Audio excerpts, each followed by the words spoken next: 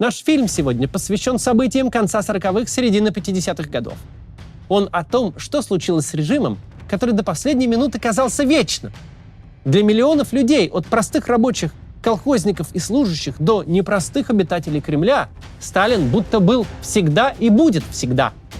Однако личная диктатура, просуществовавшая, пускай даже 30 лет, все равно однажды заканчивается. И тогда страна, в которой власть не менялась долгими годами, преображается за месяцы и недели. В пригороде Берлина Карлскорсе начальник Верховного командования Вермахта генерал-полковник Вильгельм Кейтель подписывает окончательную версию акта о безоговорочной капитуляции нацистской Германии. Десятки миллионов граждан СССР узнают: война окончена. Да здравствует победоносная Красная Армия и военно-морской флот! Советский народ, потом и кровью добывший победу, ожидает, что страна преобразится. Люди чувствуют, что подвигом своим заслужили хотя бы благодарности и лучшего к себе отношения со стороны государства, которое они спасли. Кажется, что уже не будет как прежде. Станет меньше страха. Объективных предпосылок для таких ожиданий у граждан, в общем-то, нет. Но люди стараются уловить хоть какие-то предвестники политической весны, малейший намек на оттепель. Президиум Верховного Совета СССР отменяет смертную казнь. Казалось, такое решение предвестник послаблений, гуманизации государства.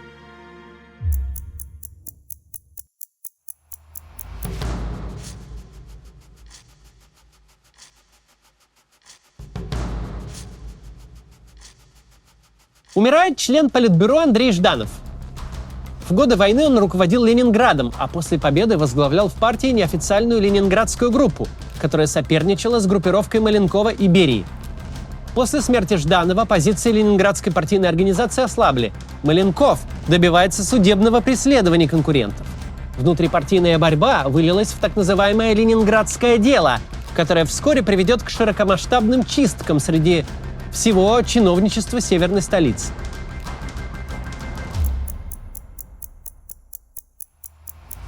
Президиум Верховного Совета издает новый указ о возвращении смертной казни. Маховик репрессий раскручен с новой силой. Страх пронизает все советское общество. Популярные в народе военачальники, от маршала Жукова до адмирала Кузнецова, в опале.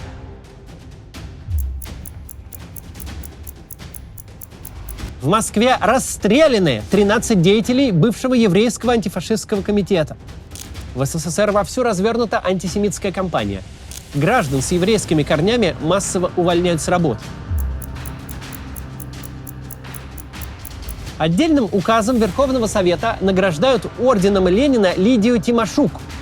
Именно Тимошук разоблачала террористическую группировку врачей-вредителей, которые якобы залечили до смерти члена Политбюро товарища Жданова и намеренно сократили жизнь кандидата в члены Политбюро товарища Щербакова. Большинство участников террористической группы, как сообщала советская пресса, были связаны с международной еврейской буржуазно-националистической организацией Joint, созданной американской разведкой. По так называемому делу врачей были арестованы десятки медиков, в том числе и те, кто занимался здоровьем самого Сталина. Большинство из них евреи. По Советскому Союзу ползут слухи, что вот-вот начнутся депортации еврейского населения. Есть поводы переживать и у старой сталинской гвардии. Не задумал ли хозяин расправу над своими соратниками? Тяжеловесы Анастас Микоян и Вячеслав Молотов оказались в опале, а жену Молотова, Полину Жемчужину, арестовали и фактически держат в заложниках. Идет разработка так называемого Мингрельского дела в отношении руководящих работников, выходцев из грузинского региона Мингрелия. Направлено дело, очевидно, против Лаврентия Берии. Многим номенклатурщикам кажется, что наступает новый 37-й. От подозрений вождя не застрахован никто. В Кремле встречаются члены президиума ЦК КПСС: Иосиф Сталин, Лаврентий Берия, Никита Хрущев, Георгий Маленков и Николай Булганин. Вождь собрал соратников отнюдь не для работы. Высшие номенклатурщики направились в кинозал. Сталину нравилось смотреть фильмы в окружении однопартийцев. Этот вечер не стал исключением. После сеанса все пятеро отправляются ужинать на так называемую ближнюю дачу Сталина, недалеко от Поклонной горы. Отец народов в приподнятом настроении. На столе стоят бутылки с молодым вином Маджари. Гости прощаются со Сталиным и разъезжаются по домам. Сталин обращается к личным порученцам. «Ложитесь-ка вы все спать, мне ничего не надо. И я тоже ложусь. Вы мне сегодня не понадобитесь». Помощники вождя, мягко скажем, удивлены. Никогда хозяин не проявлял к ним такой заботы. Вечереет. Обслуга начинает волноваться. Сталин уже давно не выходил из спальни. Охрана на улице фиксирует. В малой столовой наконец зажегся свет. Значит, с вождем все в порядке. Просто решил подольше полежать в постели после продолжительных посиделок. А теперь проснулся и скоро вызовет помощников для раздачи поручений. Охрана и порученцы снова начинают нервничать. С момента, как Сталин встал и зажег свет, прошло уже 4 часа, но он до сих пор никого к себе не вызвал. Ночь. Сотрудники ближней дачи понимают, что-то явно не так. Обычно к этому времени Сталин приказывает сделать ему чай. Охранники хотят выяснить, что с хозяином, но боятся войти без приглашения. Наконец появляется формальный повод – принесли почту. Помощник коменданта дачи Петр Лозгачев, взяв бумаги, идет к вождю. Иосиф Виссарионович Сталин лежит на полу. Рука подергивается, слышится хрип. Помощник коменданта дачи Петр Лозгачев срочно вызывает старшего сотрудника для поручений Михаила Старостина. Тот прибегает с горничной Матрёной Бутусовой и дежурным офицером. Все четверо поднимают Сталина с пола и укладывают на диван. Старостин звонит министру госбезопасности Семену Игнатьеву и члену президиума ЦК Георгию Маленкову. Маленков обзванивает членов президиума Никиту Хрущева, Николая Булганина и Лаврентия Берию. Вот этот промежуток между полуночью и 8 утра 2 марта ключевой и самый загадочный в истории болезни Сталина. Связан он с малозначительной, казалось бы, деталью. Упав и потеряв сознание, вождь народов непроизвольно обмочился. И эта мелочь, о которой сразу сообщили членам президиума ЦК, приводит их в ужас. Вдруг недомогание Иосифа Сталина связано лишь с распитием алкоголя накануне. Тогда он скоро придет в себя и обязательно выяснит, кто из ближнего круга застал его в неприглядном виде. И их-то он потом не пощадит точно. Просто за то, что они его таким видели. Ближайшие соратники диктатора начинают тянуть время. На дачу Сталина приезжают Маленков и Берия. По одной из версий вдвоем. По версии Хрущева прибыл также он сам. По его же свидетельствам, зная про обмоченные штаны, никто так и не осмелился зайти к Сталину. По воспоминаниям Петра Лозгачева, в комнату к вождю все-таки вошли Берия и Маленков. Последний, боясь потревожить Сталина, снял скрипучую обувь, взяв ее под мышку. Берия предложил Маленкову подойти к дивану и попробовать разбудить Сталина. Маленков наотрез отказался. Берия также не решился. Затем он обругал Лозгачева за ложный вызов и заключил, что Сталин просто спит. Не поднимай панику, и нас не беспокой, и товарища Сталина не тревожь. Соратники Сталина покинули дачу. Их главной заботой было, чтобы, проснувшись, Сталин никоим образом не узнал, что они в курсе случившейся с ним неприятной оказии.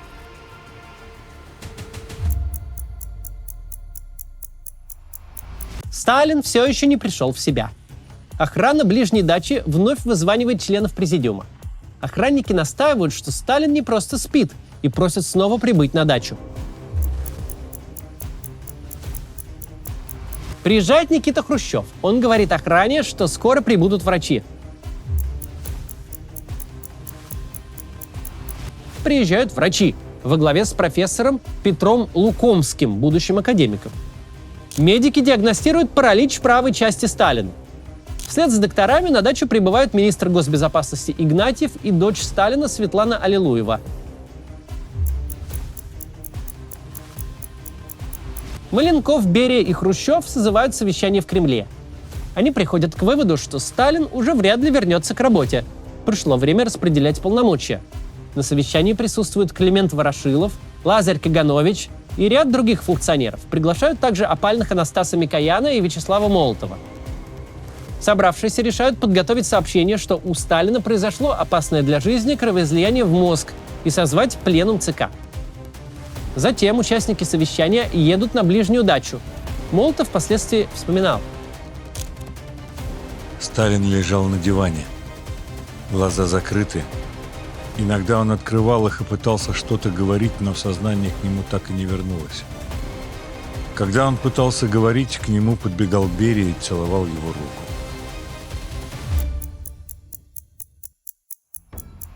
Члены президиума ЦК собираются в кабинете Сталина в Кремле. Министр здравоохранения Андрей Третьяков оглашает диагноз: массивное кровоизлияние в мозг, в левое полушарие на почве гипертонии и атеросклероза мозговых артерий. Усилия врачей тщетны. Поражена стволовая часть мозга. Нарушены функции дыхания и кровообращения. Окружение Сталина окончательно убеждается: смерть вождя – вопрос скорого времени. Начинаются обсуждения, кто и как возглавит страну. На фоне систематического введения кислорода у Сталина незначительно снижается дыхательная недостаточность, но температура высокая, достигает 38,6. Главная газета страны «Правда» выходит с тревожной статьей на первой полосе. Характерно, что и в статье, и в аналогичном сообщении по радио сознательно указаны неверные время и место произошедшего. Центральный комитет Коммунистической партии Советского Союза и Совет министров Союза СССР сообщают о постигшем нашу партию и народ несчастье, тяжелой болезни товарища Иосифа Виссарионовича Сталина. В ночь на 2 марта у товарища Сталина, когда он находился в Москве в своей квартире, произошло кровоизлияние в мозг, захватившее важные для жизни области мозга. Товарищ Сталин потерял сознание. Развился паралич правой руки и ноги, наступила потеря речи, появились тяжелые нарушения деятельности сердца и дыхания. После этого сообщения публике представляют бюллетени о состоянии здоровья И.В. Сталина.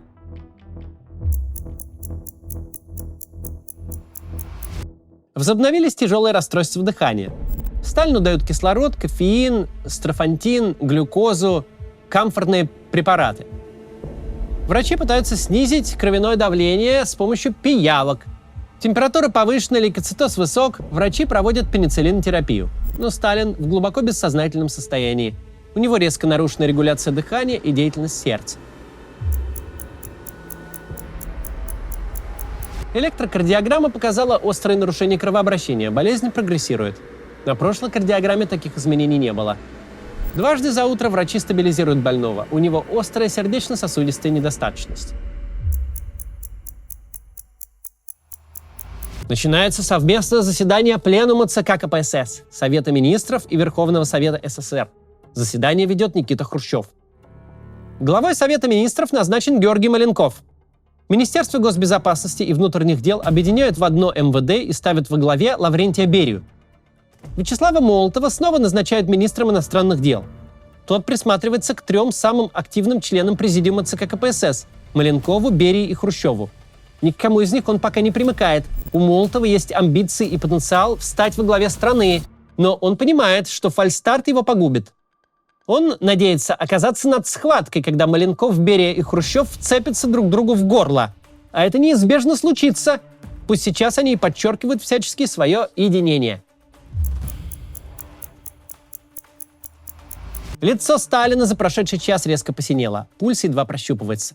Дыхание учащенное и поверхностное. Сталину делают укол. По словам телохранителя вождя Алексея Рыбина, это был последний шанс спасти вождя. Некое сильно действующее вещество могло как помочь больному вернуться к жизни, так и окончательно его добить. Вероятно, это был адреналин. Согласно регламенту, решение о рискованной инъекции должны были принимать дети Сталина, Василий и Светлана. Однако решение озвучил Лаврентий Берия от имени президиума ЦК. После укола тело вздрогнуло, зрачки резко расширились, и все.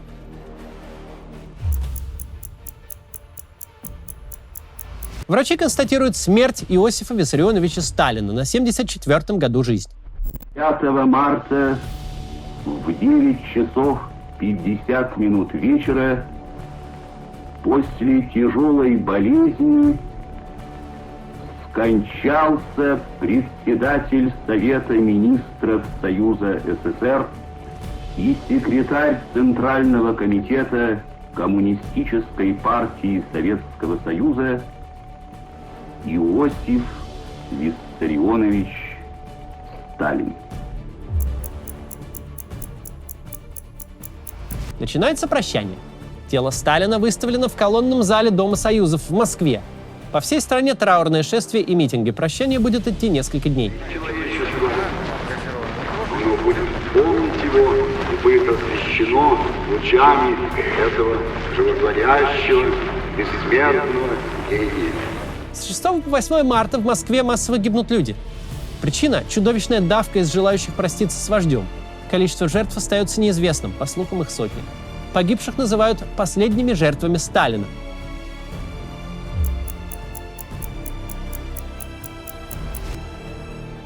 Маленков, Берия, Хрущев, Молотов, Ворошилов, Булганин, Каганович и Микоян выносят гроб со Сталиным из Дома Союзов. Гроб кладут на орудийный лафет и везут на Красную площадь.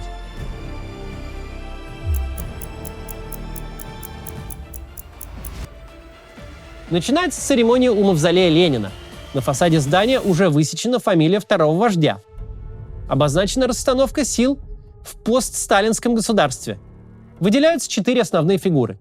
Маленков, Берия и Молотов произносят похоронные речи, а ведет церемонию Никита Хрущев. Прощай, наш учитель и вождь. Трудно выразить словами чувство великой скорби. В эти дни мы все переживаем тяжелое горе.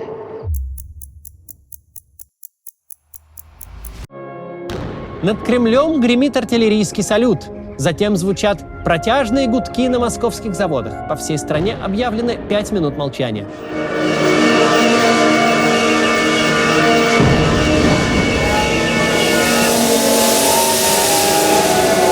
Миллионы людей растеряны и задаются вопросом, как же дальше жить? Целое поколение родилось, выросло и само родило своих детей при Сталине. Его правление было как восход солнца по утрам. Казалось, так будет всегда и будет вечно. А теперь Сталина нет, и вся страна даже не может представить себе, какой теперь окажется новая реальность. Жена Молотова освобождена и реабилитирована. В тот же день строгий выговор получает главред газеты «Правда» Дмитрий Шипилов. Он серьезно провинился, разместил речь Маленкова на первой полосе, а тексты выступлений Берии и Молотова только на второй странице. Да, после смерти Сталина первым лицом в советском табеле о рангах становится Маленков, председатель Совета министров СССР. Однако члены президиума ЦК всячески подчеркивают, к власти пришло коллективное руководство. И никто, мол, ни в коем случае не претендует на единоначалие. Один из самых одиозных сталинских палачей и одна из самых зловещих фигур в советской истории, Лаврентий Берия, затевает энергичную работу по амнистии осужденных. Он направляет Маленкову секретную записку. Тон документа правозащитный. Берия пишет о том, как тяжело приходится узникам, оторванным от семьи и дома. Он предлагает амнистию и пересмотр уголовного законодательства, чтобы впредь людям не назначались наказания, несоразмерные их проступку. Подписан указ об амнистии. На свободу выходит более 1 300 000 человек. Среди них почти нет политзаключенных, но домой возвращаются те, кто был осужден, например, за самовольный уход с работы или какие-то незначительные хозяйственные преступления. Берия направляет Маленкову записку о реабилитации лиц, привлеченных по так называемому делу о врачах-вредителях. В ней он сообщает, что все это дело от начала и до конца провокационный вымысел бывшего заместителя министра государственной безопасности Рюмина. Сам Михаил Рюмин, один из архитекторов послевоенных репрессий, сильно продвинувшийся благодаря делу врачей, уже находится под арестом с 17 марта. В 1954-м его расстреляют. Берия пишет новую записку Маленкову о привлечении к ответственности лиц, виновных в убийстве Михоэльса и Голубева. Соломон Михоэльс – руководитель Московского государственного еврейского театра, председатель еврейского антифашистского комитета. Владимир Голубов, который на самом деле Вольф Гилькович, театровед и журналист. Оба они были убиты советскими спецслужбами во время поездки в Минск 12 января 1948 года. Отдельным указом Верховного Совета награждение разоблачившей группу врачей-вредителей Лидии Тимошук орденом Ленина отменяется.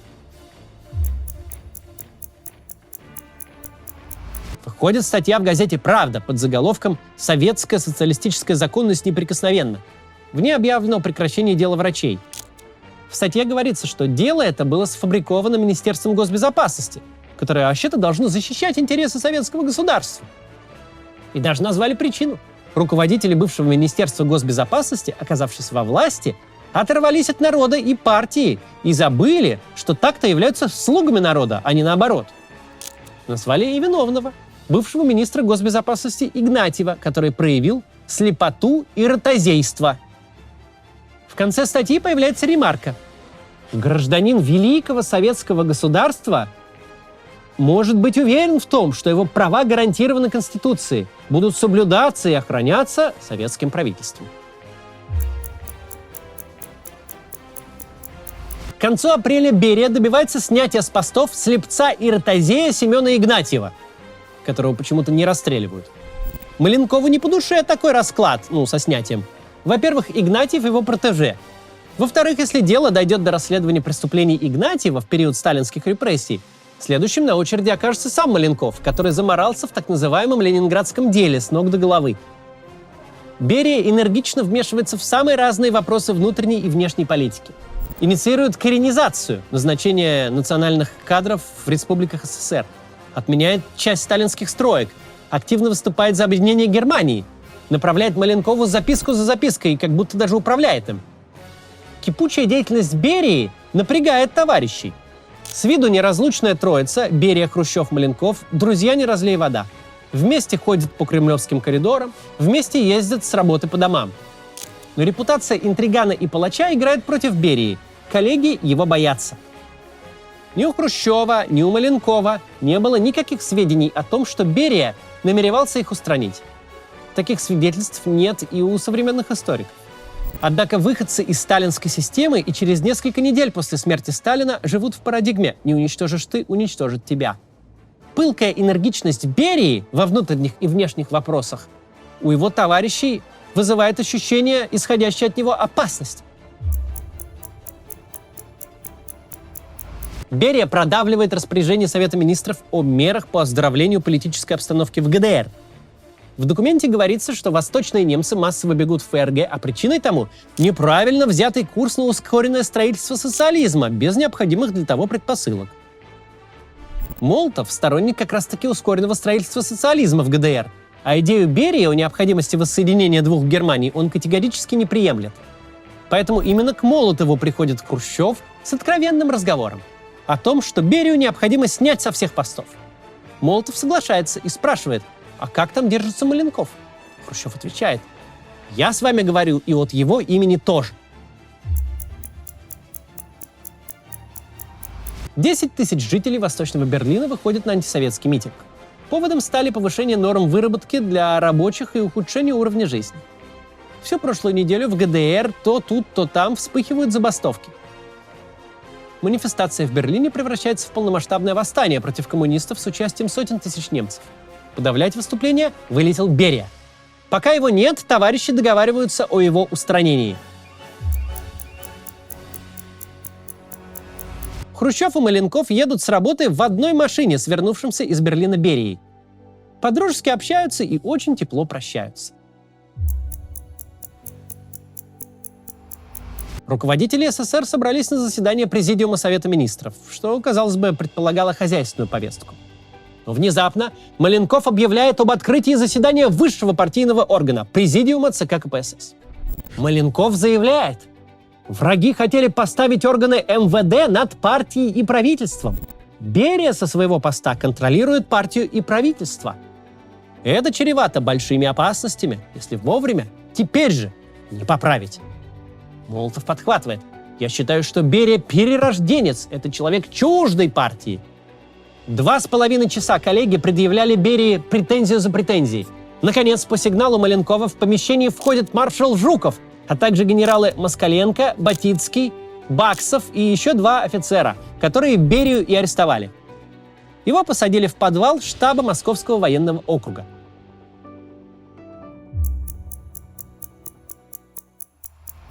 Из заключения Берия начинает писать бывшим соратникам трогательные письма о дружбе.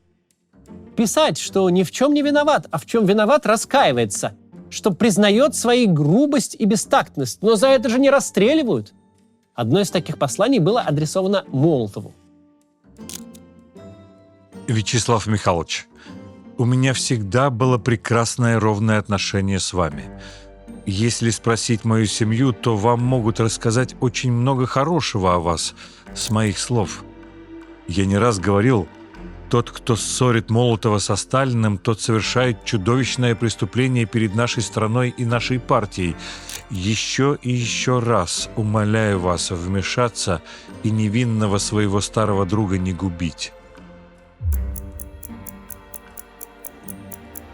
Никита Хрущев открывает пленум ЦК КПСС докладом о преступных, антипартийных и антигосударственных действиях Берии. С докладом выступает товарищ Маленков. Он рассказывает, как членам президиума ЦК удалось разоблачить шпиона и заговорщика в своих рядах. Берия, мол, очень развязно вел себя на заседаниях. Пленум ЦК завершился. Берия объявлен иностранным агентом, заговорщиком, который втерся в доверие к Сталину, шпионил за коллегами, подрывал дружбу народов СССР, взял курс на превращение ГДР в буржуазное государство, хотел использовать МВД для захвата власти и расколоть ленинско-сталинское руководящее ядро.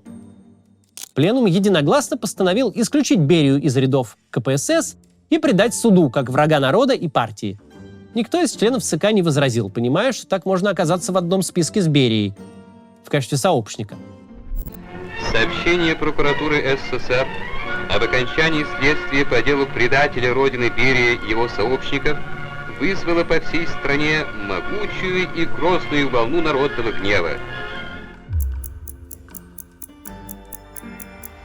По МВД распространяется секретный циркуляр об изъятии портретов Берии. В конце года Берию расстреливают. А подписчикам Большой советской энциклопедии предложат вырезать статью о Берии и вклеить на ее место высланную по почте статью про Берингов пролив.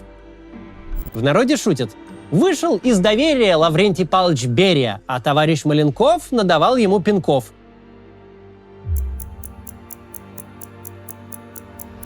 Маленков выступает с докладом о неотложных задачах в области промышленности и сельского хозяйства и мерах по дальнейшему улучшению материального благосостояния народа. В сельской местности распространяется новая поговорка «Пришел Маленков, поели блинков». Однако выступлением Маленкова остались недовольны Молотов и Хрущев. Консервативный Молотов считал, что обещание повысить уровень жизни советских граждан нереалистичны. Но главное, ему страшно не понравилось, что в своем докладе Маленков затронул внешнеполитические вопросы, которые были вотчиной самого Молотова. По мнению Маленкова, нет таких международных проблем, которые нельзя было бы разрешить миром. Эта заявка на пацифизм Молотова не устроила. Хрущев же был раздосадован тем, что Маленков его опередил. Никита Сергеевич готовил собственный доклад о мерах дальнейшего подъема сельского хозяйства. Выступая на собрании, посвященном выборам в Верховный Совет, Маленков позволил себе несогласованное с коллегами заявление о недопустимости ядерной войны, ведь та приведет к гибели мировой цивилизации.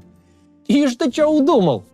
Хрущев решает объединиться с воинственно настроенными членами ЦК во главе с Молотовым, чтобы не сложить Маленкова.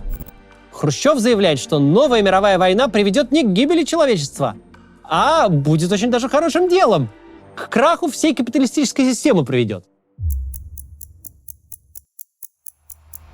Верховный суд пересмотрел ленинградское дело и принял решение реабилитировать его фигурантов. И это удар по Маленкову, который в сталинские годы конкурировал за власть с партийно-хозяйственной верхушкой Ленинграда и потому участвовал в репрессиях против ее представителей.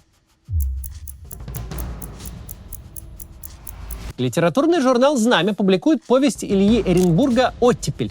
Именно она дает название новой эпохи. Прошел суд над непосредственными организаторами ленинградского дела. По славной сложившейся традиции расстрелян бывший министр госбезопасности, на этот раз Абакумов. Арестован он был еще при живом Сталине за измену и участие в сионистском заговоре. Но казнен был уже за фабрикацию ленинградского дела. Такая вот невезуха. Маленков, как инициатор этого дела, окончательно скомпрометирован. В газете «Правда» вышла статья Шипилова «Генеральная линия партии и вульгаризаторы марксизма». Фамилия Маленкова в ней не называется, но под вульгаризатором марксизма подразумевается именно он. Идет очередной пленум ЦК КПСС. На повестку дня поставлен организационный вопрос о товарище Маленкове. С обличительным докладом выступает Никита Хрущев. В результате пленум единогласно постановил, что товарищ Маленков не проявил себя достаточно политически зрелым и твердым большевистским руководителем. Особенно яро критиковали ту самую речь Маленкова, где он обещал улучшить благосостояние народа. Дескать, в ней были большие экономические и малообоснованные обещания. Полезные разве что для снискания дешевой популярности. Еще Маленков допустил политически вредное утверждение о гибели мировой цивилизации в случае применения атомного оружия.